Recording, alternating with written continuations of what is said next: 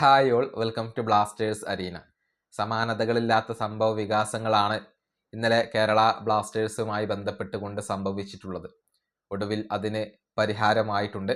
ഇന്നത്തെ മത്സരം ബ്ലാസ്റ്റേഴ്സ് കൊച്ചിയിൽ വെച്ചുകൊണ്ട് തന്നെയാണ് കളിക്കുക. എതിരാളികൾ മുംബൈ സിറ്റി FC ആണ്. ഇതുമായി ബന്ധപ്പെട്ടുകൊണ്ട് ഒരുപാട് റിപ്പോർട്ടുകൾ പുറത്തേക്ക് വന്നിട്ടുണ്ട്. അത് വ്യക്തമായിക്കൊണ്ട് നമുക്കൊന്ന് പരിശോധിക്കേണ്ടതുണ്ട്. അതായത് ഓരോ മത്സരത്തിനും 4 ലക്ഷം രൂപ വീതം വാടകയായിക്കൊണ്ട് നൽകാമെന്ന് കേരള ബ്ലാസ്റ്റേഴ്സ് അംഗീകരിച്ചിട്ടുണ്ട്. കൂടാതെ ഡെപ്പോസിറ്റ് ആയിക്കൊണ്ട് ഒരാഴ്ചക്കകം 28 ലക്ഷം രൂപ നൽകാമെന്നും ബ്ലാസ്റ്റേഴ്സ് അംഗീകരിച്ചിട്ടുണ്ട്. ഇതോടുകൂടിയാണ് കേരള ബ്ലാസ്റ്റേഴ്സിന് കളിക്കാനുള്ള ഒരു അനുമതി GCDA നൽകിയിട്ടുള്ളത്. പക്ഷേ ഇവിടെ സംഭവിച്ച ഒരു കാര്യം അത് നമ്മൾ എല്ലാവരും അറിയേണ്ടതുണ്ട്. കേരള ബ്ലാസ്റ്റേഴ്സ് സെക്യൂരിറ്റി ഡെപ്പോസിറ്റ് ആയിക്കൊണ്ട് നേരത്തെ 1 കോടി രൂപ GCDAക്ക് നൽകിയിരുന്നു. അതിൽ 22 ലക്ഷം രൂപ ചിലവഴിച്ചുകൊണ്ടാണ് GCDA ടർഫിന്റെ അറ്റകുറ്റപ്പണികൾ നടത്തിയത്. നേരത്തെ കൊച്ചി സ്റ്റേഡിയത്തിൽ വെച്ചുകൊണ്ട് ഒരു ഡാൻസ് പ്രോഗ്രാം നടന്നിരുന്നു.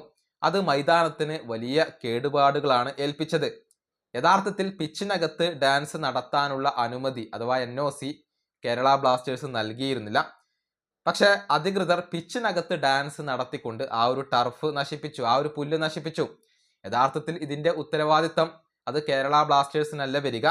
പക്ഷെ സംഭവിച്ചത് എന്തെന്ന് വെച്ചാൽ അതിന്റെ കേടുപാടുകൾ തീർക്കാനായി GCDA ചിലവഴിച്ചത് കേരള ബ്ലാസ്റ്റേഴ്സ് ഡിപ്പോസിറ്റ് ചെയ്ത തുകയിൽ നിന്നാണ്. അങ്ങനെ 22 ലക്ഷത്തോളം രൂപ അവർ ചിലവഴിച്ചു. അതാണ് അവരിപ്പോൾ കേരള ബ്ലാസ്റ്റേഴ്സിൽ നിന്നും തിരിച്ചു ചോദിച്ചിട്ടുള്ളത്.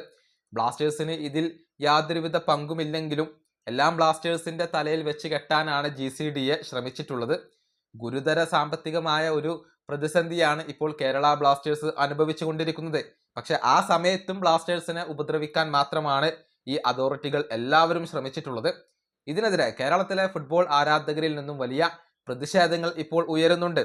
അതായത് GCDA, കേരള ഫുട്ബോൾ അസോസിയേഷൻ, അതുപോലെ തന്നെ കേരളത്തിന്റെ കായിക മന്ത്രി, അതുപോലെ തന്നെ ശ്രീനിജൻ MLA തുടങ്ങിയവർക്കൊക്കെ വലിയ രൂപത്തിലുള്ള വിമർശനങ്ങളാണ് കേരളത്തിലെ ഫുട്ബോൾ ആരാധകരിൽ നിന്നും ഇപ്പോൾ ലഭിച്ചുകൊണ്ടിരിക്കുന്നത്. ഏത് വിധേനയും കേരള ബ്ലാസ്റ്റേഴ്സിനെ ഉപദ്രവിക്കാനുള്ള ഒരു ശ്രമങ്ങളാണ് പലവിധ അതോറിറ്റികളിൽ നിന്നും നടന്നിട്ടുള്ളത്.